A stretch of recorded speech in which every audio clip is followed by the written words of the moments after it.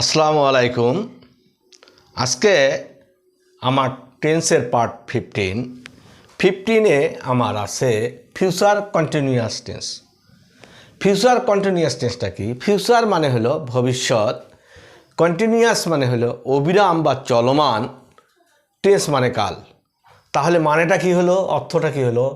ভবিষ্যৎকালে ঘটমান বা চলমান কাল, অর্থাৎ যে কাজটা ভবিষ্যতে চলতে থাকবে, শেষ হবে না, এরকম চলতেই থাকবে, সেই টেন্সটাকে বলবো আমরা। এরূপ যদি বোঝায় তাহলে তাকে আমরা বলবো future continuous tense. Future continuous tense আমরা চিনব কীভাবে? বাংলা ক্রিয়াটার শেষে কি থাকবে? তে থাকবো, তে থাকবে, তে থাকবেন, এরূপ চিহ্ন থাকবে, ইত্যাদি চিহ্ন থাকবে। যেমন এখানে দেখো, সাহায্য করাটা হলো ক্রিয়া বা ভার্ব, বাংলা বাক্যটা, এর সাথে তে থাকবো আছে। আমরা ইংরেজি শিখতে থাকবো, এখানে ভার্বটা, ক্রিয়াটা এখানে। আসতে থাকবো, এটা ভার্ব। অপেক্ষা করতে থাকবো, এরকম বুঝাবে। তাহলে আমরা চিনব এই যে আমি এখানে যেগুলো আমি যে সেন্টেন্সগুলো লিখছি প্রত্যেকটা কিন্তু ফিউচার কন্টিনিউয়াস টেন্স।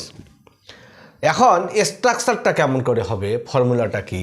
যে প্রথমে আমরা নিব সাবজেক্ট, তারপরে নিব শ্যাল বি কিংবা উইল বি সব জায়গায় আমরা বসাইতে পারি। ভার্বের বেস ফর্ম হবে, বেস ফর্মের সাথে আইএনজি যোগ হবে, অবজেক্ট হবে, অ্যাকশন হবে। যারা প্রেজেন্ট কন্টিনিউয়াস এবং প্রেজেন্ট পাস্ট কন্টিনিউয়াস টেন্সের আমার ভিডিওটা দেখেছ, তার জন্য এই টেন্সটা কিন্তু অনেক পানির মতো সহজ। যদি ওটা না দেখে থাকো তাহলে ওটা অবশ্যই দেখো, তাহলে দেখবা যে এটা তোমাদের কাছে পানির মতন সহজ হয়ে গেছে। এখন আমরা আগে থেকেই বলতেছি যে ভার্বকে যদি আমরা কে দ্বারা প্রশ্ন করি তাহলে আমরা সাবজেক্ট পাবো। তা কে সাহায্য করতে থাকবে? আমি, তাহলে এটা হলো সাবজেক্ট। কাকে সাহায্য করতে থাকবো? তোমাকে, অবজেক্ট। তাহলে আমরা প্রথমে কি নেব? যে সাবজেক্ট। সাবজেক্টটা কি? আমির ইংরেজি হলো আই। এখানে আমরা শ্যাল বি নিতে পারি, শ্যাল বি, কিংবা উইল বিও নেওয়া যাইতে পারে, উইল বি। এরপরে কি নেব? ভার্ব সাহায্য করাটা হলো ভার্ব।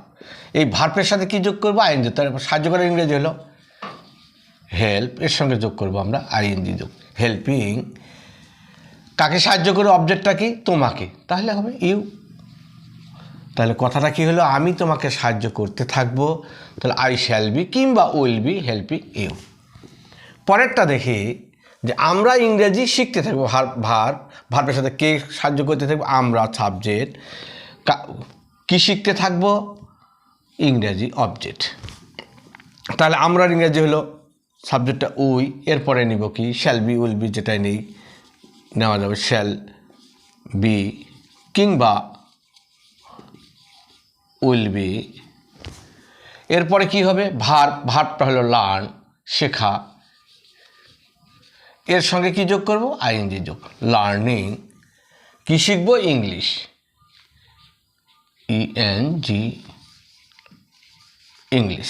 তাহলে কি হলো? আমরা ইংরেজি শিখতে থাকবো, উই শ্যাল বি কিংবা will be learning English. Next, তুমি এখানে আসতে থাকবে। কে আসতে থাকবে? তুমি, সাবজেক্ট, এখানে অ্যাডভার্ব। তাহলে সেই অনুযায়ী আমরা লিখি, সাবজেক্টটা কি? তুমি, you, auxiliary verb, will be, আসার ইংরাজি কাম, COM, আর ই থাকলে হবে না, ইটা উঠে দিয়ে ING, কামিং। এখানে ইংরেজি হলো হেয়ার। তাহলে কি হলো? তুমি এখানে আসতে থাকবে, you will be coming here. Next, ছেলেটি তোমার জন্য অপেক্ষা করতে থাকবে। তাহলে ভার্ব, কে অপেক্ষা করতে থাকবে? ছেলেটা, সাবজেক্ট। কার জন্য? তোমার জন্য। এটা ধরো অতিরিক্ত অংশ বা অবজেক্ট, এক্সটেনশন এটা। তাহলে ছেলেটি সাবজেক্ট, দি বয়। অক্সিলারি ভার্ব সূত্র অনুযায়ী উইল বি।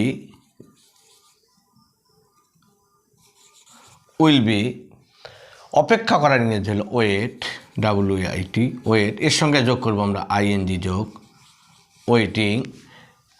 কেন অপেক্ষা করব? তোমার জন্য, ফর ইউ। তাহলে ইংরেজিটা হলো এরকম, ছেলেটি তোমার জন্য অপেক্ষা করতে থাকবে, the boy will be waiting for you. পরের নেক্সট, মিম ছবি আঁকতে থাকবে, আঁকাটা হলো ভার, কে আঁকতে থাকবে? মিম সাবজেক্ট, কি আঁকতে থাকবে? ছবি অবজেক্ট। তো নিয়ম অনুযায়ী আমরা নিব, সূত্র অনুযায়ী Mim subject, Mim will be verb draw, এর সঙ্গে যোগ করবো আমরা আইএনজি যোগ, ড্রয়িং। কি আঁকতে থাকবে? পিকচার, PICTURES,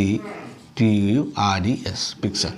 তাহলে ইংলিশটা হলো মিম ছবি আঁকতে থাকবে, মিম উইল বি ড্রয়িং পিকচার্স। পরের 6 নাম্বারটায় দেখি, এটা আমরা সেন্টেন্সটাকে নেগেটিভ এবং ইন্টারোগেটিভ করবো ইনশাল্লাহ। সে তোমাকে ডাকতে থাকবে, তাহলে ভার্বটা কি? ডাকতে থাকা। কে ডাকতে থাকবে? সাবজেক্ট হলো সে। কাকে ডাকতে থাকবে? তোমাকে, অবজেক্ট পাইলাম।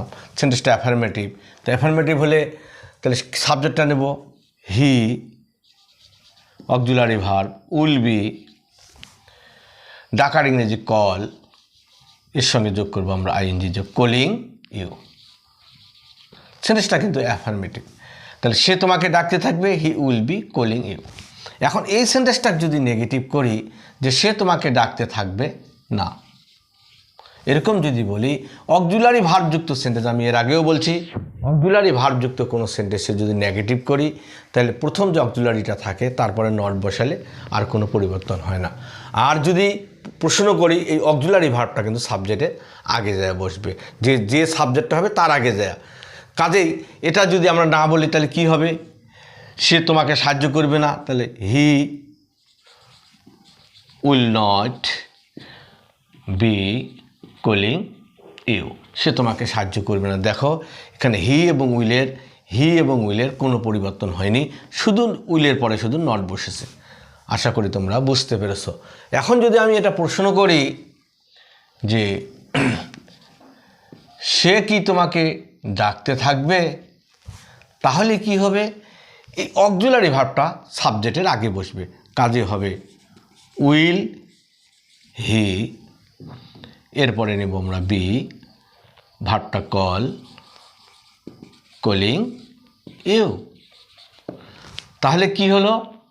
যে সে কি তোমাকে ডাকতে থাকবে, will he be calling you.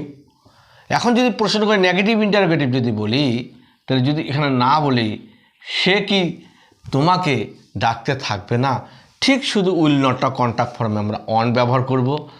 এখানে শুধু WNT, won't he be calling you, আর কোনো পরিবর্তন ঘটবে না। সেন্টেন্সটা আবার রিপিট করতেছি, সে তোমাকে ডাকতে থাকবে, he will be calling you. সে তোমাকে ডাকতে থাকবে না, he will not be calling you. সে কি তোমাকে ডাকতে থাকবে, will he be calling you. সে কি তোমাকে ডাকতে থাকবে না, won't he be calling you. এভাবে তোমরা অনেক সেন্টেন্সেই বাসায় বসে প্র্যাকটিস করতে পারো, দেখবে তোমাদের এই ইংরাজি অনেক সহজ হয়ে গেছে। আজকে আমার এ পর্যন্তই। পরবর্তী এই কন্টিনিউয়াস টেন্সের আমি একটা সামারি ক্লাস নেব, যাতে এক সেন্টেন্সের মধ্যে কিভাবে তোমরা আয়ত্ত করতে পারো সে পরবর্তী ক্লাস, ওই পরবর্তী ক্লাস দেখার আমন্ত্রণ জানিয়ে আমি এ পর্যন্ত শেষ করলাম। আসসালামু আলাইকুম।